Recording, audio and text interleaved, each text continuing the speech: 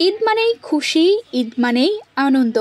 আর ঈদের এই আনন্দ কয়েক গুণ বাড়িয়ে দেয় নতুন পোশাক। তাই ঈদে ধনী গরিব ছোট বড় সবাই সাধ্যমতো নতুন জামাকাপড় কিনে। এবার টেইলার্সে সেলাই করা পোশাকের প্রতি আগ্রহ বেশি। তাই ঈদ উল ফিতরকে সামনে রেখে নতুন কাপড় তৈরিতে ব্যস্ত সময় পার করছেন মেহেরপুরের দর্জিপাড়ার কাপড় তৈরির কারিগররা। ঈদে মানুষের চাহিদা বুঝে এবার মেহেরপুর বিভিন্ন এলাকায় গড়ে উঠেছে দর্জিপাড়া। ঈদ উপলক্ষে জেলার সব দর্জিপাড়া এখন সরগরম। এবার ঈদে দর্জিপাড়ায় ভারতীয় পোশাকের ডিজাইনের বদলে পাকিস্তানি ডিজাইনের 3 পিস তৈরির অর্ডার মিলছে সবচেয়ে বেশি। একই সঙ্গে বেশি অর্ডার রয়েছে কারতুয়া ও কাবলির। এছাড়া কিশোরী ও তরুণদের লেহেঙ্গা তৈরিরও অর্ডার রয়েছে। সেই সাথে আছে ছেলেদের প্যান্ট, শার্ট ও পাঞ্জাবি তৈরির অর্ডারও।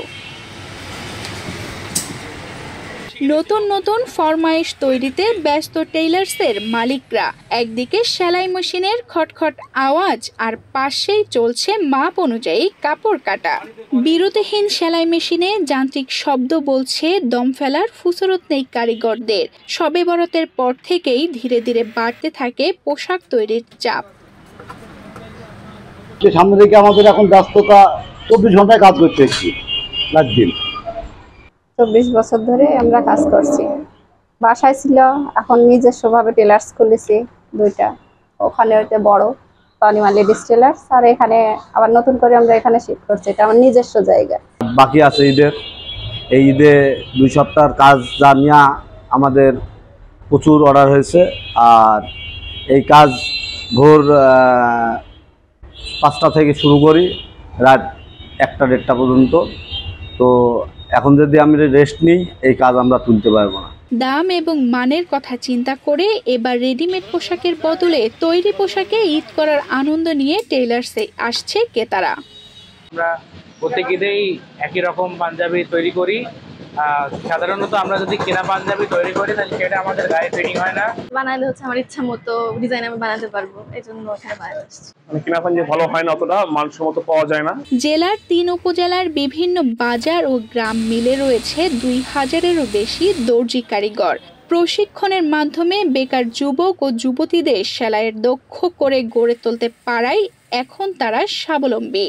তাই এবার ঈদে তাদের চাহিদা এবং আয় দুটোই বেড়েছে। দর্জি বিজ্ঞান বা সেলাই প্রশিক্ষণ নিয়ে তারা আত্মকর্মসংস্থানে নিয়োজিত হচ্ছে এবং এ পর্যন্ত প্রায় 1000-এরও বেশি মহিলা বিষয়ক থেকে সেলাইয়ের উপরে প্রশিক্ষণ নিয়ে বা আত্মকর্মসংস্থানে নিয়োজিত হয়েছে। এটা একটা খুবই পজিটিভ দিক। মেহেরপুরের জেলা মহিলা বিষয়ক থেকে এইরকম প্রশিক্ষণ শেষ করে নারীরা অনেক স্বাবলম্বী হচ্ছে, অর্থনৈতিকভাবে ক্ষমতায়িত হচ্ছে। পুরুষের পাশাপাশি নারীদের কর্মসংস্থানের সুযোগ তৈরি হয় এবং অর্থনৈতিকতে অবদান রাখতে পারে, তাহলে মেহেরপুর জেলার যেমন উন্নয়ন হবে, আমি আশা করছি ভবিষ্যতে মহিলা বিষয়ক অধিদপ্তর থেকে আরও প্রশিক্ষণ নিয়ে মহিলারা স্বাবলম্বী হবে। নতুন কাপড়ের নতুন গন্ধে ঈদের খুশিতে নতুন মাত্রা যোগ করে। বিরতিহীন সেলাই মেশিনে যান্ত্রিক শব্দ বলছে দম ফেলার ফুসরত নেই কারিগরদের। ঈদ যতই ঘনিয়ে আসে ততই পোশাক তৈরির এই চাপ বাড়তে থাকে। তানজিদা রহমান, ইনায়া, বাংলাদেশ প্রতিদিন।